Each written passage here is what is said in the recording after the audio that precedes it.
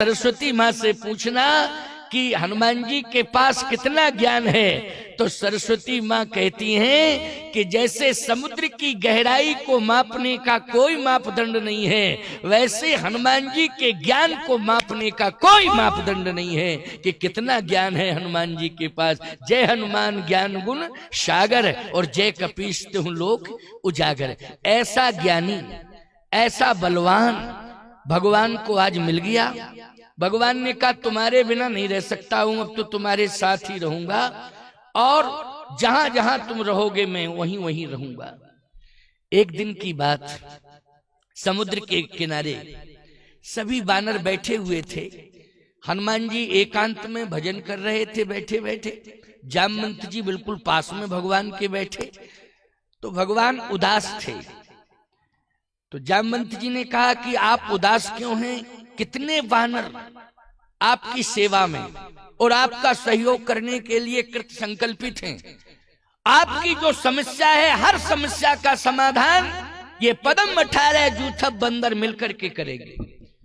भगवान ने कहा समूह अगर किसी को मिल जाए और वो व्यक्ति ये सोचे कि इस समूह से समाधान हो जाएगा, तो ऐसा संभव नहीं है। याद रखना। बोलो भाई, हो सकता है कि ज्यादा समूह हो तो और समस्या बढ़ जाए, समस्या ही बढ़ जाएगा, समाधान तो हो नहीं। ज्यादा समूह हो तो समस्या बढ़ जावे। अच्छा बोलो भैया, परिवार बढ़ता है तो खर्च बढ़ता है, और अगर विवेक की कमी है तो समस्या भी बढ़ जाती है। बोलो बढ़ जाती कि नहीं? अगर विवेक की कमी है तो समस्या बढ़ जाती है, और श्रम की कमी है प्यारे तो याद रखना धन का भी अभाव हो जाता है। क्योंकि जो मेहनत नहीं करते हैं, श्रम नहीं करते हैं, लक्ष्मी उनका साथ नहीं देती है। इसलिए मेहनत तो करनी चाहिए, श्रम करना चाहिए, और विवेक से परिवार का और समाज का संचालन करना चाहिए। जामवंत जी ने कहा कि इतने बानर आपके पास हैं, अब आपको उदास होने की जरूरत ही नहीं। भगवान ने कहा ज्यादा संख्या से ऐसा नहीं है कि समाधान हो जाए। रावण के पास भी बहुत संख्या थी, बड़ा जनबल था, धनबल था, लेकिन अंत में क्या कंडीशन हुई? समस्या बढ़ती ही चली गई, समाधान मिला नहीं, समस्या बढ़ती ही चली गई। समस्या का समाधान कैसे होगा प्रभु? भगवान राम ने कहा सुनो बूढ़े बाबा, मैं आपको बता रहा हूं समस्या का समाधान। 3 शक्तियां यदि किसी को प्राप्त हो जाए तो समाधान मिल जाता है। 3 शक्तियां। जामवंत जी ने कहा 3 शक्तियों के नाम बताओ। ध्यान से सुनना, 3 शक्तियों के नाम बता रहा हूं। शक्तियां तो बहुत हैं, लेकिन 3 शक्तियां जो महाशक्तियां के रूप में हैं उनके नाम मैं बता रहा हूं। बिल्कुल सुनना, ध्यान से सुनना। अगर इधर उधर मन गया तो फिर आपके जीवन की जो समस्या है वो अटकी रह जाएगी, समाधान नहीं मिलेगा। लेकिन समाधान देना चाहता हूं। 3 शक्तियां भगवान राम ने कहा जिसे भी मिल जाती हैं उसे निश्चित रूप से समाधान मिल जाता है। जामवंत जी आश्चर्यचकित हो गए, ध्यान से सुनने लगे। बताओ। सभी वानरों से कहा सुनो, बहुत महत्वपूर्ण बात कह रहे हैं प्रभु राम। 3 शक्तियां जिसके पास होंगी उसकी हर समस्या का समाधान हो जाएगा। इसलिए समस्या का समाधान करना है तो 3 शक्तियों के नाम सुनो। कौन कौन? भगवान ने कहा एक तो संत होना चाहिए उसके पास। क्या होना चाहिए? समाधान के लिए संत होना चाहिए। एक संत शक्ति के रूप में। क्यों भाई? संत। दूसरा का समस्या के समाधान के लिए वीर सैनिक होना चाहिए। क्या होना चाहिए? वीर सैनिक होना चाहिए। और संस्कार देने के लिए सती होना चाहिए समाज में, संस्कार जिससे मिलता है। अब बताओ 3 शक्तियां हो गई ना, संत, सैनिक और सती। अगर 3 शक्तियां किसी परिवार में हैं तो परिवार की हर समस्या का समाधान होता रहेगा। 3 शक्तियां किसी देश में हैं तो देश की हर समस्या का समाधान होता रहेगा। मुझे 3 चाहिए। जामवंत जी ने कहा कि मुझे तो विश्वास है कि आपको तीनों मिल गए, तीनों हैं आपके पास। भगवान ने कहा नहीं नहीं, हमारे पास कहां है, हम जिससे लड़ने जा रहे हैं उसके पास 3 है। हाँ, जिससे हम लड़ने जा रहे हैं रावण से, उस इसलिए चिंता कर रहा हूं कि ये समूह देख रहा हूं, ये विश्वास कर लूं कि इतने वानरों से आज राम को विजय श्री मिल जाएगी। ऐसा संभव नहीं है। क्यों? रावण के पास 3 महाशक्तियां हैं। जामवंत जी ने कहा पहले रावण की महाशक्तियां बताओ कौन कौन। कहा रावण के पास सती के रूप में सुलोचना है, जो तपस्या कर रही है कि ये लंका की सत्ता अक्षुण्ण बनी रहे, इसके लिए तपस्विनी तपस्या कर रही है। और महान तपस्विनी के रूप में आज पूरी दुनिया में चर्चित है कौन? सुलोचना। आपने भी विश्वास किया कि नहीं? सुलोचना। हाँ, समझ में बात आ रही है ना? समझना तो पड़ेगा ही। अच्छा, समझ में बात नहीं आ रही होती तो इतनी शांति से बैठती नहीं आप, ये पक्की बात है। बात तो समझ में आ रही है तभी तो इतनी शांति, सभी बैठे हुए हो। नहीं, आजकल समस्या इसी बात की है कि शांति से कोई बैठता ही नहीं। क्यों भाई? शांति से कोई बैठता ही नहीं। अच्छा, और बैठ भी जाए तो शांति चली जाती है। बोलो, चली जाती कि नहीं? लेकिन यहां मैं देख रहा हूं, यज्ञ भगवान की कृपा है और स्वामी जी के, स्वामी सतप्रज्ञानंद जी महाराज के संस्कार हैं कि यहां मैं देख रहा हूं, आश्चर्य दिखाई दे रहा है। 2-5 देवियां एक साथ बैठ जाएं तो शांति से नहीं बैठ सकती। यहाँ हजारों देवियां शांति से बैठी हैं। बोलो, इससे बड़ा आश्चर्य और क्या हो सकता है? इससे बड़ा आश्चर्य क्या हो सकता है? ये आश्चर्य, ये यज्ञ भगवान की कृपा है और ये संतों के द्वारा दिया हुआ सुंदर समाज में संस्कार है, जिससे आज इतनी संख्या में भी शांति दिखाई दे रही है और शांति से सब सुन रहे हैं। नहीं, आजकल कोई किसी की नहीं सुनता है। कौन सुन रहा है? किसकी सुन रहा है? अच्छा, कहते भी इनसे कि सुनो सुनो सुनो, तो ये कह देती, आप कह देते हमने घर वालों की नहीं सुनी, आपकी क्या सुनी? तब हम क्या कर लेते? बोलो भाई, हम यही कहते, बात तो सही है। लेकिन ऐसे मन को एकाग्र किए हो जैसे संगमरमर की मूर्ति अचल प्रतिष्ठित हो जाती है ना, ना हिलती है, ना डुलती है, ना बोलती है, लेकिन लोग उसका दर्शन करते हैं। क्यों भाई? वो दर्शनीय होती है। इसलिए यहाँ की जनता इतनी भावुक हो गई कि दर्शनीय हो गई। यहाँ की जनता दर्शन करना चाहिए, शिक्षा लेना चाहिए। ये सोशल मीडिया के द्वारा पूरी दुनिया में संदेश जा रहा है। पूरी दुनिया में आपके इस यज्ञ का एक गोकुल तपोवन, गोकुल तपोवन सिद्ध हो गया है ना? ये बहुत विशाल आश्रम बनने जा रहा है। इसका विस्तार इतना होगा कि गोकुल तपोवन आश्रम में एक दिन सारी दुनिया के लोग आएंगे प्यारे। ऐसा आकर्षण होगा। बस तुम सभी श्रद्धा रखना और जुड़े रहना और सभी का सहयोग होना चाहिए। इतना विस्तार होगा कि एक दिन दुनिया आएगी यहाँ दर्शन करने के लिए। ये अद्भुत गोकुल तपोवन आश्रम होगा। जगन्नाथपुरी दुनिया जाती है दर्शन करने के लिए। बोलो, जाती है कि नहीं? जगन्नाथपुरी, जगन्नाथ महाप्रभु का दर्शन करने के लिए सारी दुनिया जाती है पूरी। जो जगन्नाथ महाप्रभु का दर्शन करने जाएंगे, एक दिन वो गोकुल तपोवन आश्रम में भी दर्शन करने आएंगे। विश्वास की बात है। बोलो, इतना तो आपको विश्वास सही है कि जगन्नाथ महाप्रभु का दर्शन करने दुनिया जाती है। बोलो, जाती है कि नहीं जाती? हाँ, सबने कहा जाती है। मानना पड़ेगा, तो दुनिया जाती है तो मानोगे क्यों नहीं? बोलो, सारी दुनिया जा रही है। ये जगन्नाथ महाप्रभु का प्रभाव है। याद रखना, एक दिन वो आएगा। मेरा हृदय कह रहा है इस बात का। स्वामी जी के अंदर वो ऊर्जा है, स्वामी सतप्रज्ञानंद जी महाराज के अंदर वो क्षमता है कि जहां भी ये प्रयास कर लेते हैं वहां पर धाम बन जाता है, तीर्थ बन जाता है। ये इनकी विशेषता है। इसलिए आप भी विश्वास रखिए कि आज जो संत वाणी से आपके कानों तक ये संदेश पहुंच रहा है, ये संत वाणी व्यर्थ नहीं जाएगी। इसका साकार स्वरूप एक दिन दिखाई देगा। तो आए सुने, 3 महाशक्तियां। भगवान ने कहा कि चिंता का विषय यही है कि रावण से युद्ध करने के लिए हम सब जा रहे हैं, लेकिन विजयश्री मिल जाए इसकी कोई गारंटी नहीं।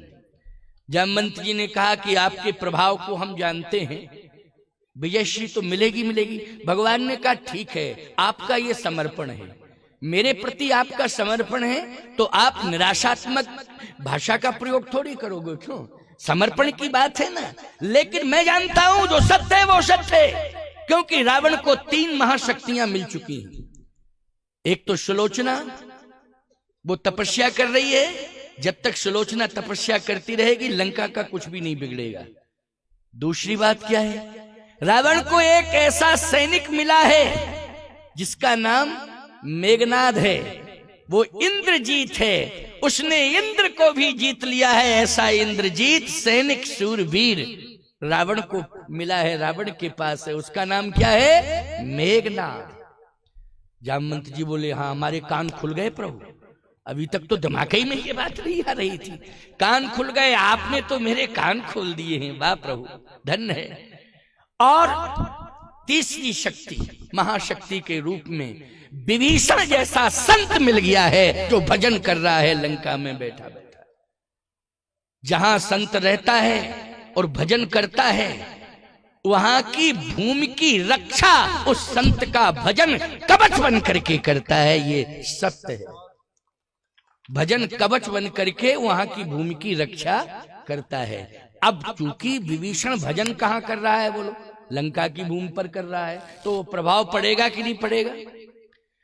जामवंत जी ने कहा कि आपने 3 महाशक्तियों के नाम बताए, ये बिल्कुल सत्य है, मैं भी सुनकर के आश्चर्यचकित हो गया हूं प्रभु, लेकिन मेरी भी बात सुन लो, मेरा अनुभव क्या। अगर रावण को सुलोचना जैसी सती मिली है जो तपस्या कर रही है रावण को विजयश्री दिलाने के लिए, तो अयोध्या में उर्मिला जैसी महासती तपस्विनी तपस्या कर रही है वो श्री राम को विजयश्री दिलाने, उर्मिला। और यदि सुलोचना का पति मेघनाद इंद्रजीत है, बहुत बड़ा वीर है, शूरवीर है, तो उर्मिला का पति लक्ष्मण जो शूरवीर आपकी सेवा में लगा हुआ है, जगमा सखा निशाचर जेते लक्ष्मण हनय निमिषमा थे। चिंता करने की क्या जरूरत है, मेघनाद को मारने वाला शूरवीर आपके पास है। अच्छा बोलो, मेघनाद को किसने मारा था? मेघनाद को लक्ष्मण जी ने। बहुत अच्छी बात, देखो श्रोता ये सब समझदार हैं, बहुत अच्छे हैं। हाँ देखो, सब समझ रहे हैं, हमें ये पता ही नहीं था कि सब समझते हैं, तो हम आते ही क्यों। लेकिन ये सत्य है कि सब समझ रहे हैं, बहुत अच्छे श्रोता हैं, वाह। मेघनाद को मारने वाला शूरवीर सैनिक श्री रामभद्र के पास है वो लक्ष्मण। जामवंत जी ने कहा कि आपको डरने की जरूरत ही नहीं है, उदास होने की जरूरत, सोचने की जरूरत नहीं है। उर्मिला महासती है, लक्ष्मण महान शूरवीर है, और यदि आप कहते हो कि विभीषण जैसा संत महाशक्ति के रूप में रावण के पास है, तो जामवंत जी ने कहा श्री राम के पास हनुमंत जैसा संत है, डरने की क्या जरूरत। 3 महाशक्तियां अगर रावण के पास हैं तो 3 आपके पास भी है। भगवान राम ने कहा फिर भी समस्या है। क्या? बोले 3 वोट रावण के पास, 3 वोट राम के पास। क्यों भाई? बोलो भाई, जब 3-3 मत पक्ष विपक्ष दोनों के पास हैं, तो अब विजयश्री की क्या आशा की जाए, जल्दी बोलो। अच्छा, बात समझ में आ रही है कि नहीं आ रही है? आ रही है ना, बात समझ में आ रही है। जामवंत जी ने कहा ये बात तो है, ये बात तो है। अब समस्या तो बनी ही रहेगी, क्योंकि 3 महाशक्तियां, 3 मेरे पास, 3 रावण के पास, 3 वोट रावण के पास, 3 वोट राम के पास। अब विजयश्री किसको मिलेगी बताओ? जामवंत जी बोले एक मत जिसके पास ज्यादा हो, ज्यादा हो। भगवान राम ने कहा समस्या यह है कि तीनों में से एको मत की आशा नहीं है। हनुमान जी सुन रहे थे। हनुमान जी बोले आप उदास मत हो, अगर आप कहो तो हम लंका के तीनों बोट ला दें, रावण के पास कुछ बचेगा ही नहीं। ये बात बिल्कुल सत्य है, ये बात बिल्कुल सत्य है। हनुमान जी चाहें तो बोलो इन तीनों को ला सकते हैं कि नहीं? अरे लंका पूरी त्रिकूटई पर्वत के सहित उखाड़ के रख दें लंका को। हनुमान जी ने कहा आप उदास मत हो, मैं तीनों मत लंका के रामादल में लाता हूं, आप आज्ञा दो।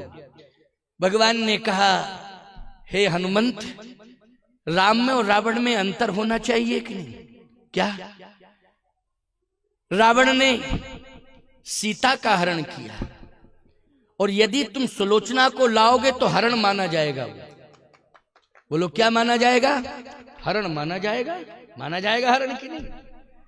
लोग यही कहेंगे राम में रावण में कोई अंतर नहीं है, क्योंकि रावण ने अगर सीता का हरण किया है तो राम पक्ष से हनुमान जाकर के सुलोचना का हरण करके लाए हैं। बदनामी तुम्हें भी मिलेगी और बदनामी मुझे भी मिलेगी।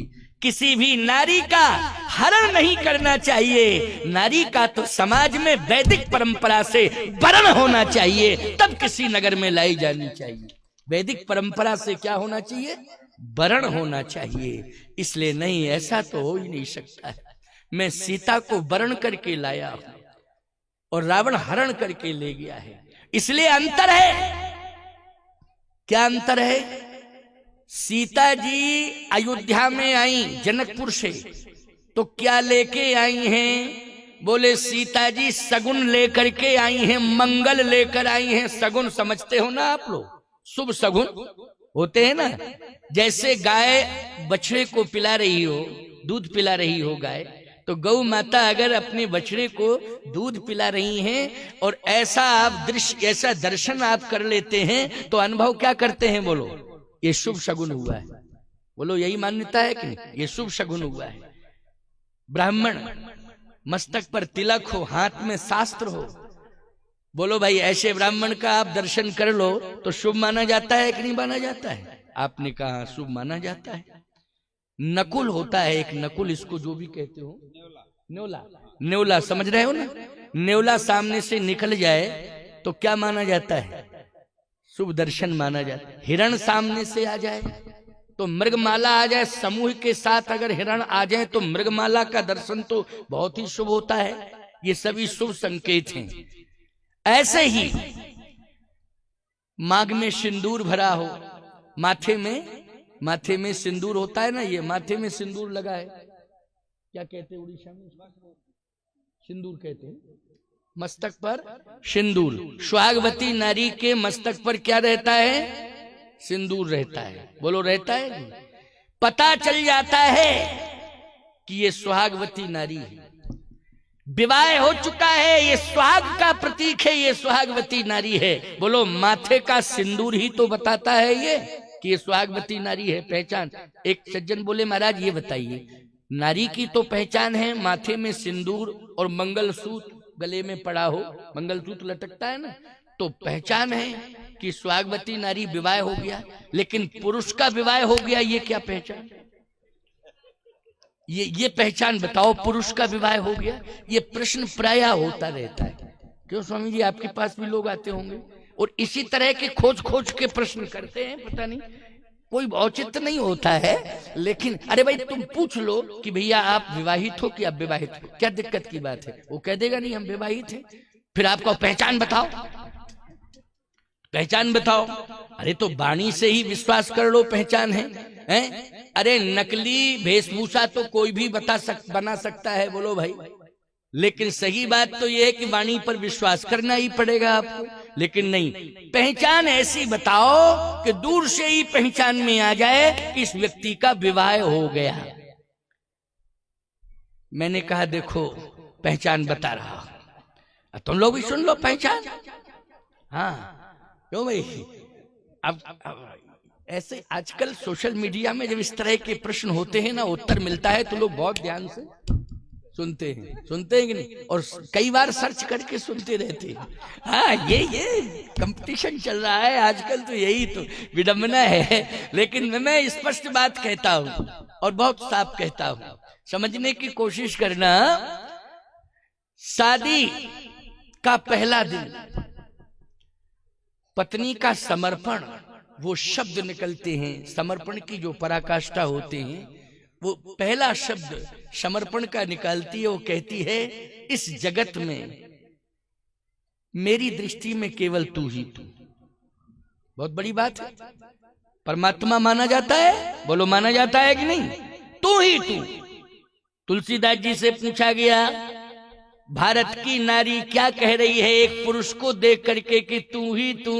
तुलसीदास जी ने कहा, वेद मंत्रों को साक्षी करके, देवताओं को साक्षी करके, समाज को साक्षी करके, अग्नि को साक्षी करके इसका वर्ण हुआ है। इसलिए वर्ण हुआ है तो आज शास्त्र कहता है कि नारी तूने जिसका मंडप के नीचे वर्ण किया है, तेरा परमात्मा वही है। आज से तेरा परमात्मा वही है। एक ही धर्म एक व्रत नेमा,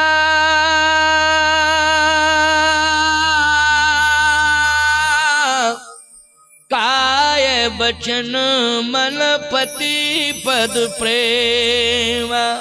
तो ये समर्पण की पराकाष्ठा है कि वो पहली बार मिलती है तो कहती है, मंडप के नीचे हमें ये संस्कार मिले हैं कि तू ही तू। चलो अच्छी बात है। फिर चली जाती है अपने पिता के घर, वो फिर दोबारा आती है पति के घर में। ऐसा चलता है ना आने जाने का क्रम। दोबारा में उसकी भाषा बदल जाती, बस भाषा बदल जाती दोबारा में। आप कहो क्या भाषा बदलती? दोबारा में जब पिता के यहां से पति के घर में आती है तो कहती है, इस संसार में केवल दो ही हैं, तू और मैं, तू और मैं। क्यों? भाषा बदल गई कि नहीं बदल गई? दोबारा में भाषा बदली, शब्दों में अंतर आ गया। चलो भाई कोई बात नहीं है, ये भी हम मान रहे हैं कि तू और मैं पति पत्नी में प्रेम है, होना भी चाहिए। लेकिन फिर वो तीसरी बार में अपने पिता के घर जाती है और फिर पति के घर जब लौट के आती है तो भाषा फिर बदल जाती। आपको फिर क्या बदल जाती? पहली बार में केवल पति से कहती तू ही तू, और दूसरी बार कहती है तू और मैं, और तीसरी बार में तो तू तू मैं तू तू मैं तू। क्यों भाई? ये कंडीशन है ना। अब बताओ, ऐसी परिस्थिति में पता लग जाएगा कि नहीं कि विवाह हो गया? बोलो भाई। ऐसी परिस्थिति में 101% क्लियर रिपोर्ट। क्यों? पता लग गया कि विवाह हो गया। क्यों? इनके माथे पर तो सिंदूर चमचमा रहा है, मंगल सूत्र लटका है और तुम्हारा मुंह लटका। पता क्लियर। क्यों भाई? है ना। इसलिए मैं कहना चाहता हूं, ध्यान से सुनना, पति पत्नी में प्रेम होना चाहिए। और प्रेम कब होगा पति पत्नी में? जब संत और यज्ञ दोनों की शरणागति तुम स्वीकार कर लो तो निश्चित रूप से परिवार में प्रेम होगा, पति पत्नी में, बच्चों में, सब में प्रेम होगा, गांव में प्रेम होगा। मैं दावे के साथ कह रहा हूं, ये रुद्र महायज्ञ, 51 कुंडात्मक रुद्र महायज्ञ हो रहा है। ये बहुत बड़ा तपोवन घोषित हो रहा है। मैं आपसे स्पष्ट रूप से कहना चाहता हूं, यज्ञ भगवान के प्रति समर्पित रहना। सभी अबाल वृद्ध नर नारियों से कह रहा हूं, सामूहिक रूप से कह रहा हूं, ग्राम वासियों से कह रहा हूं और क्षेत्र वासियों से कह रहा हूं, गोकुल तपोवन आश्रम के प्रति अपना समर्पण करना। यज्ञ भगवान की कृपा से, संतों के आशीर्वाद से आपके घर में शांति भी रहेगी, आपके घर में सौहार्द, प्रेम, राज्य की स्थापना हो जाएगी। राम राज्य तब आएगा जब प्रेम राज्य की स्थापना होगी। प्रेम राज्य की स्थापना के लिए शांति सौहार्द समाज में बना रहे, इस प्रदेश में बना रहे, देश में बना रहे, इसके लिए हमें यज्ञ भगवान से प्रार्थना करनी पड़ेगी और संतों की आज्ञा को शिरोधारी करना पड़ेगा। ये सूत्र मैंने महत्वपूर्ण दिया है, इसमें जरा भी अगर इधर उधर हुए तो सावधानी हटी और दुर्घटना घटी। इसलिए सावधान होकर के सुनना। भगवान राम ने कहा कि हनुमंत सुनो मेरी बात, बूढ़े जामवंत जी आप भी सुनो, समूचे वानर दल से मैं कहना चाहता हूं, सब ध्यान से सुनना। पूरी दुनिया सुन रही है मेरी बात को, मैं सभी को बताना चाहता हूं कि जब मैं जनकपुर से सीता को लेकर के अवधपुर आया तो सीता अपने साथ सगुन लेकर के आई अयोध्या में। क्या लेके आई? सगुन लेकर आई। गोस्वामी जी ने लिखा है, आए राम ब्याहे घर जब ते भयउ आनंद अवधपुर तब ते। आनंद ये शगुन का प्रतीक है, बोलो है कि नहीं? आनंद यदि हो रहा है तो ये शगुन का संकेत है कि नहीं? शगुन से ही आनंद है। अगर आनंद है आपके जीवन में तो ये शुभ शगुन है आपके लिए, बोलो है कि नहीं? अब आनंद किसके द्वारा मिला है आपको? बस ये समझ लेना कि उसी ने हमें ये शुभ संकेत दिया है। ये शुभ और सुख इन दोनों से जोड़ा है, शुभ और सुख दोनों से जोड़ा है। तो आपको शुभ और सुख, आनंद, मंगल, इससे यज्ञ भगवान जोड़ रहे हैं। आप यज्ञ से जुड़े रहिए, यज्ञ भगवान आपको सुख और शांति से जोड़ के रखेंगे, सदा रखेंगे। लेकिन लंका वालों से पूछा कि अयोध्या में सीता जी आई थी तो सगुन लेकर के आई थी, मंगल लेकर आई थी, सुख लेकर आई थी, आनंद लेकर आई थी, लेकिन लंका में क्या लेके आई? तो लंका की जनता ने रावण से कहा कि लंका में सीता असगुन लेकर आई, अमंगल लेकर आई। अब बोलो सीता एक ही है, लेकिन अयोध्या में क्या लेके गई? मंगल, सगुन, बोलो लेके गई ना। लेकिन लंका में जब गई वही सीता तो क्या लेके गई? अमंगल, असुगुन। राक्षसों ने कहा कि ये दूसरी सीता है कि वो दूसरी थी? वो जो अयोध्या में पहुंची थी मंगल लेकर, शगुन लेकर, वो सीता कोई और थी। और लंका में जो सीता अमंगल और असुगुन लेकर के आई है, ये सीता दूसरी है। रावण बोला नहीं नहीं नहीं नहीं, मैं वही सीता को लेके आया, कंफर्म रिपोर्ट है, मैं वही सीता लेके आया। हाँ, क्यों? जनकपुर में देख के आया था, पहचान लिया था मैंने, वही सीता को लेके आया हूं। तो सीता एक है, लेकिन असर अलग अलग क्यों दिखाई दे रहा है? प्रभाव अलग अलग क्यों दिखाई दे रहा है? बोलो भाई, सीता जब एक है तो प्रभाव अलग अलग क्यों दिखाई दे रहा है? सावधानी से सुनना। उसी समय विभीषण बोल पड़ा, संत बोल पड़ा। क्या तुम लोगों की समझ में नहीं आएगा? मैं बता रहा हूं, सीता वही है, लेकिन असर अलग अलग क्यों, प्रभाव अलग अलग क्यों? कारण यह है कि सीता अयोध्या में वरण करके लाई थी और सीता लंका में हरण करके लाई। नारी जब वरण करके लाई जाती है तो उस घर के और नगर गांव के लिए वो सगुन होती है, और जब नारी हरण करके जिस नगर में आती है तो वो असगुन लेकर के आती है, अमंगल लेकर के आती है। इसलिए हरण करके लाए हो, इसलिए असगुन और अमंगल हो रहे हैं। मंदोदरी भी बोल पड़ी, प्रहस्त भी बोल पड़ा, सभी राक्षस बोल पड़े। जब ते तुम सीता हरियाणी ओ कुछ गुण हो न जाए बखानी, असुगुण हो न जाए बखानी। जब से लंका में हरण करके सीता आई हैं, तब से असगुन ही असगुन हो रहे हैं। क्यों? हरण करके आई। तो भगवान राम ने कहा ऐसा नहीं करना है कि सुलोचना का हरण करके तुम लाओ, फिर तो ये कन्फर्म है कि विजय कभी मिल ही नहीं सकती, बदनामी अलग मिलेगी। विजय की तो बातें ही छोड़ दो, बदनामी अलग मिलेगी।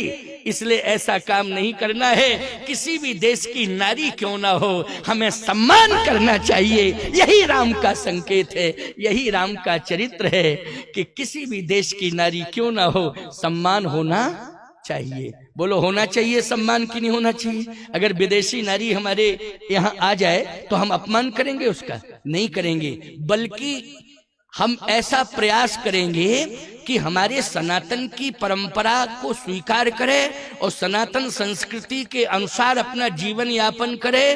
तो बोलो, अभूतपूर्व परिवर्तन माना जाएगा कि नहीं माना जाएगा?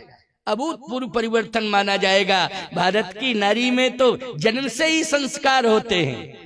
आर्यावर्त की नारी में, भारत की नारी में तो जन्म से ही संस्कार होते हैं। वो जन्म से संस्कार लेकर के आती है, इसलिए कोई बहुत बड़ी विशेषता नहीं है कि आपने संस्कार दिए। लेकिन जिसके जीवन में संस्कार ही ना हो, उसे अगर संस्कार मिल जाए तो ये बहुत बड़ी विशेषता मानी जाती है। इसलिए नहीं, सुलोचना जहां तपस्या कर रही है उसको वहीं तपस्या करने दो। और हनुमान, रामादल का कोई भी व्यक्ति लंका में प्रवेश करे तो नारी सम्मान का ध्यान रखे, विशेष रूप से किसी नारी का अपमान नहीं होना चाहिए। हनुमान जी ने कहा, तो एक काम तो कर ही सकते, दो को तो ला ही सकते। तो 2 वोट बहुत है, उसके पास 1 रह जाएगा, रावण के पास आपके 5, 3 और 2 5। हम मेघनाद जैसा सैनिक, शूरवीर और भजन करने वाला विभीषण जैसा संत, इन दोनों को ला दे तो? भगवान ने कहा नहीं, जिस देश का जो सैनिक होता है उस देश को सुरक्षित और संरक्षित करने का वो संकल्प लेता है। बोलो, लेता है कि नहीं?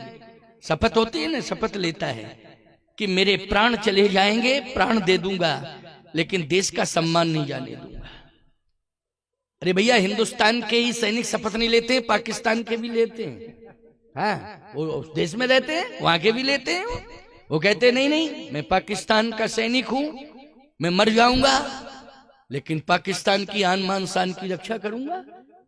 हमारे हिंदुस्तान के तो कहना ही क्या, वो तो संकल्प लेते ही लेते हैं। पूरी दुनिया में हमारा देश महान है। आप कहोगे इसलिए कि आप रहते हैं, प्रशंसा कर रहे हैं, या दुनिया में ये सोशल मीडिया के माध्यम से आपकी कथा जा रही है, ये गोकुल तपोवन आश्रम के माध्यम से संदेश जा रहा है, तो भारत की प्रशंसा आप कर रहे हैं, हिंदुस्तान की प्रशंसा आप कर रहे हैं, अपने देश की प्रशंसा आप कर रहे हैं, क्योंकि इस देश में आप रह रहे हैं, इस देश का अन्न जल ग्रहण कर रहे हैं, इसलिए आप प्रशंसा कर रहे हैं। नहीं भैया, मैं वास्तविकता का वर्णन कर रहा हूं। वास्तविकता, प्रशंसा नहीं। किसका वर्णन कर रहा हूं? वास्तविकता का वर्णन कर रहा हूं। यथार्थ बोध, इस यथार्थ बोध से जोड़ रहा हूं, पूरी दुनिया को जोड़ रहा हूं कि भारत में जो वास्तविकता है उसका मैं वर्णन कर रहा हूं। इसलिए कान खोल करके मेरी बात को सुन लेना, समझ लेना कि भारत देश हमारा महान है, क्योंकि यहां सती, संत और निष्ठावान सैनिक रहते हैं, इसलिए हमारा देश महान है। आपको पाकिस्तान का सैनिक, मैं एक बात कहता हूं, पाकिस्तान का सैनिक, उसकी भावना क्या है इस पर विचार करना। वो ये तो कहता है कि हमारा देश बचना चाहिए, लेकिन भावना क्या है? छीनने की भावना है उसकी। किसकी भावना है? अतिक्रमण जिसको कहते हैं। क्या कहते हैं? अतिक्रमण, छीनने की बात। एक एक बात सुनते जाना, बहुत महत्वपूर्ण बात है, क्योंकि कल भी स्वामी जी कह रहे, कल तो 6 बजे से ही मंच प्रारंभ हो जाएगा, सभी संतों का सम्मान हो जाएगा, सभी 10-10 मिनट बोल लेंगे, 15-15। मैं तो बोलूंगा ही बोलूंगा, है, मैं तो बोलूंगा, आज भी बोल रहा हूं, कल भी बोलूंगा, और मुझे बुलाया ही गया है। इसलिए क्यों? इसलिए बुलाया गया है मुझे, कोई इसलिए थोड़ी बुलाया गया था कि आप बैठ भर जाना, आरती कर लेंगे, माला पहना देंगे, बस आप बैठे रहेंगे। ये तो ठीक है, होना ही चाहिए, आचार्य परंपरा है, सम्मान होना चाहिए, लेकिन नहीं, सभी सुने और हृदय परिवर्तन हो। बोलो, सबका हृदय परिवर्तन हो। संतवाणी से ही हृदय परिवर्तन हो।